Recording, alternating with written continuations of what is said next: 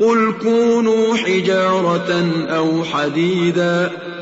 أَوْ خَلْقًا مِّمَّا يَكْبُرُ فِي صُدُورِكُمْ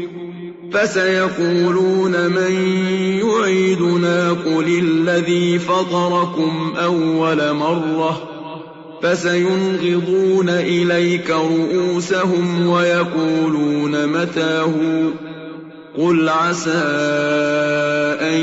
يَكُونَ قَرِيبًا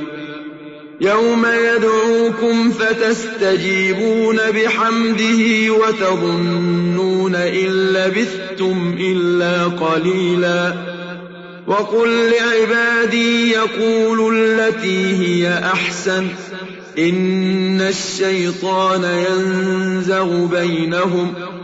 إِنَّ الشَّيْطَانَ كَانَ لِلْإِنسَانِ عَدُوًّا